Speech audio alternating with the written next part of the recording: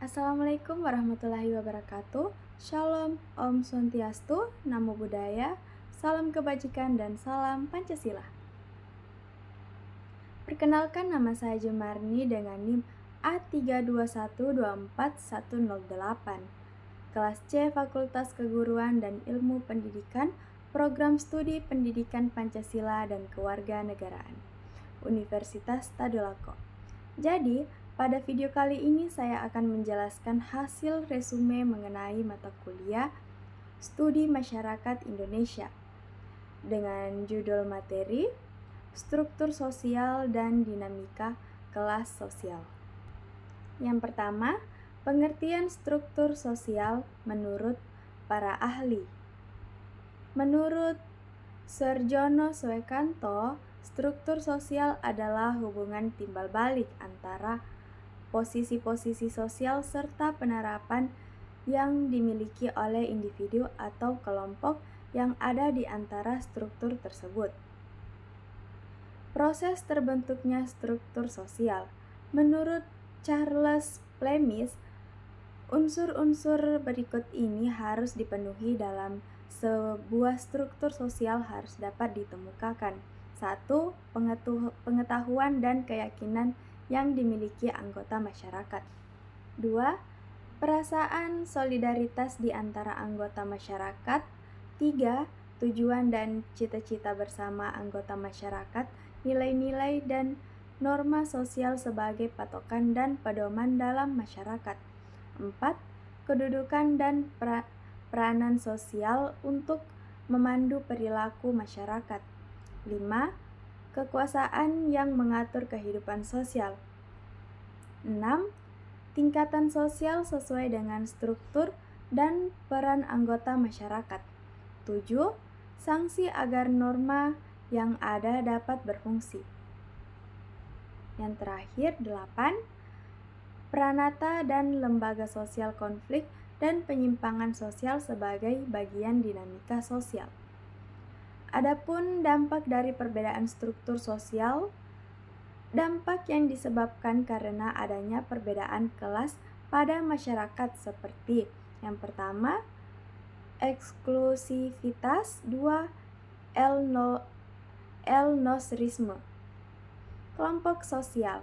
Kelompok mendefinisikan sebagai kumpulan orang yang memiliki kesadaran bersama akan keanggotaan dan saling berinteraksi, terbagi menjadi 4 kelompok. Yang pertama, kelompok status. Kedua, kelompok masyarakat. 3, kelompok sosial.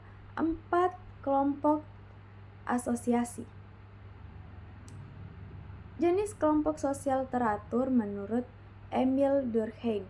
Emile Durkheim merupakan seorang sosiolog terkenal di Prancis. Emile Durkheim membagi kelompok sosial menjadi 2 jenis berdasarkan solidaritas. Pembentukannya yaitu solidaritas mekanik dan solidaritas organik. Kelompok sosial mekanik.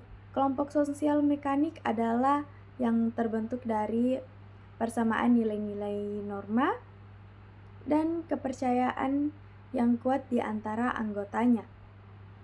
Anggota kelompok ini cenderung memiliki kesamaan dalam keyakinan dan cara berpikir. Selanjutnya, kelompok sosial organik. Kelompok yang terbentuk dari spesialisasi dan ketergantungan ekonomi antar anggota. Anggota kelompok ini memiliki peran dan fungsi yang berbeda-beda, dan mereka saling melengkapi untuk mencapai keselarasan dalam masyarakat. Kelompok sosial tidak teratur. Kelompok sosial tidak teratur adalah kelompok sosial yang tidak memiliki struktur formal, aturan yang ketat, dan tujuan eksplisit. Kelompok ini cenderung terbentuk secara alami dan spontan, berdasarkan minat, kesukaan, atau kepentingan bersama. Ada 3 jenis kelompok sosial tidak teratur. yaitu kerumunan, massa, dan publik. Berikut penjelasannya. Yang pertama itu ada kerumunan. Sekumpulan orang yang berada di suatu tempat, di antara mereka tidak ada hubungan yang tetap, komunikasi juga berjalan sehingga singkat dan spontan. Kedua, massa. Massa adalah keseluruhan dari kerumunan sosial. Massa terdiri dari orang-orang anonim dan heterogen. Massa juga tidak ada interaksi, tidak mampu secara teratur, memiliki sikap yang kurang kritis dan mudah dipengaruhi oleh aktor di balik massa tersebut. Yang ketiga, publik. Publik adalah sekumpulan orang yang memiliki perhatian atau minat terhadap suatu isu tertentu dan biasanya melakukan diskusi atau pertukaran pendapat baik secara langsung maupun melalui media. Baik, itulah hasil resume saya pada kali ini. Lebih dan kurangnya saya mohon maaf dan saya akhiri. Wassalamualaikum warahmatullahi wabarakatuh. Shalom, Om Swastiastu, Namo Buddhaya, salam kebajikan dan salam Pancasila.